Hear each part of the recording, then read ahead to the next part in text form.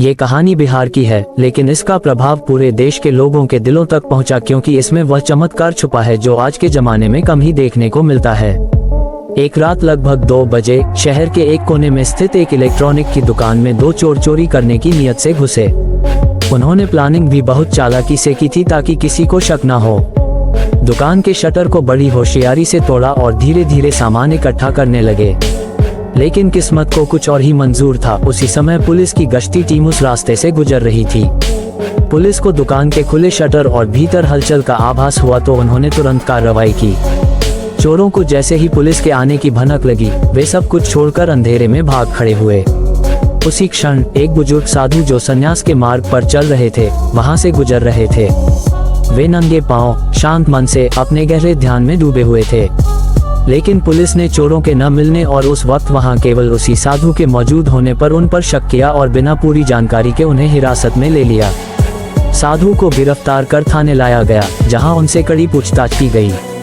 साधु का उत्तर एकदम शांत था। मैं बालमुकुंद महाराज हूँ। 17 वर्ष की उम्र में मैंने सांसारिक जीवन त्याग कर ध्यान और तपस्या का मार्ग चुना। आज तक न किसी का बुरा किया, न किसी से कुछ लिया।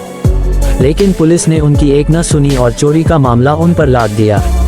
साधु महाराज चुपचाप जेल में बैठ गए और अपनी ध्यान की अवस्था में चले गए। पहले दिन पुलिस को लगा कि ये दिखावा है, लेकिन जब दूसरे दिन भी उन्होंने न कुछ खाया, न पिया, न कुछ बोला तो चिंता बढ़ने लगी। तीसरे दिन भी उनका चेहरा शांत था, आंखें बंद थीं और शरीर ध्यान की मुद्रा में एकदम स्थिर। चौथे दिन तक पुलिस के वरिष्ठ अधिकारी भी हैरान थे कि आखिर यह इंसान बिना अन्न जल के 4 दिन से कैसे जीवित है और इतना स्थिर कैसे बैठा है। थाने का माहौल बदलने लगा। कुछ लोग उन्हें दिव्य आत्मा मानने लगे तो कुछ को अब गलती का एहसास होने लगा था। इसी बीच चौथे दिन एक और चौंकाने वाली घटना घटी। वही दोनों चोर जो चोरी की रात भाग गए थे, थाने में खुद भागते हुए पहुंचे। उनके चेहरों पर भय साफ झलक रहा था। पसीने से भीगे हुए, कांपते हुए उन्होंने पुलिस को सारा चोरी का सामान सौंप दिया और बोले, हमें सजा दे दीजिए, हम ही चोर हैं। जब पुलिस ने पूछा कि अब इतनी देर बाद खुद क्यों आए, तो उन्होंने जो कहा वह सुनकर सबके रोंगटे खड़े हो गए। उन्होंने बताया कि पिछले 3 रातों से एक दिव्य साधु हमारे सपनों में आकर हमें डांटते हैं, चेतावनी देते हैं कि चोरी का सामान लौटाओ, नहीं तो भारी अनर्थ होगा। पहले तो हमने सोचा कि यह सिर्फ सपना है, लेकिन उसके बाद हमारे जीवन में जो घटनाएं घटी, उन्होंने हमारी नींद उड़ा दी। एक के घर में बच्चे को अचानक तेज बुखार चढ़ गया, डॉक्टर ने भी जवाब दे दिया। दूसरे चोर की बाइक का एक्सीडेंट हो गया, वह खुद अस्पताल में भर्ती हो गया। उनके मोबाइल खराब हो गए, घर में अशांति फैल गई। तब हमें समझ आया कि यह कोई सामान्य सपना नहीं था, बल्कि वह साधु हमें चेतावनी देने आए थे। डर के मारे हम यहाँ भागे भागे आए हैं और अब हमें किसी भी सजा को मंजूर है। पुलिस ने जब उन्हें लॉकअप में ले जाकर साधु को दिखाया तो दोनों चोरों की चीख निकल गई, ये वही बाबा हैं, यही हमें सपनों में दिखाई देते थे।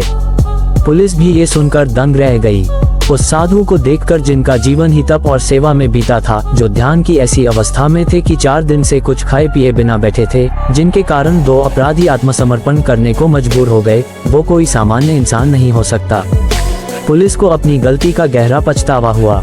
वरिष्ठ अधिकारियों ने साधु महाराज से हाथ जोड़कर क्षमा मांगी और पूरे आदर सम्मान के साथ उन्हें जेल से मुक्त किया गया।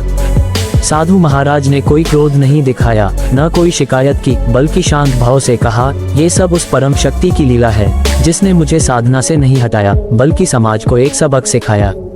इस चमत्कारी घटना के बाद इलाके के लोगों में साधु महाराज के प्रति आस्था और श्रद्धा कई गुना बढ़ गई। कई लोग उन्हें देखने पहुंचे, उनके चरणों में बैठकर आशीर्वाद लेने लगे। ये घटना न केवल एक गलतफहमी को उजागर करती है, बल्कि यह भी बताती है कि सच्चाई को चाहे जितनी देर से पहचाना जाए, वह सामने आ ही जाती है। दोस्तों, आज के समय में जब लोग झूठ बोलकर बच जाते हैं, तब एक साधु की चुप साधना ने सच को खुद बुलवाया।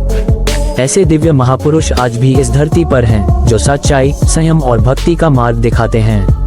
अगर आप भी महादेव के सच्चे भक्त हैं और ऐसी घटनाएं आपके दिल को छूती हैं, तो कमेंट बॉक्स में हर हर महादेव जरूर लिखें। वीडियो को लाइक करें, अपने दोस्तों से शेयर करें और चैनल को सब्सक्राइब करना न भूलें, क्योंकि इस दुनिया में जब जब अधर्म बढ़ता है, तब तब कोई न कोई साधु, कोई न कोई दिव्य आत्मा समाज को जगाने जरूर आती है।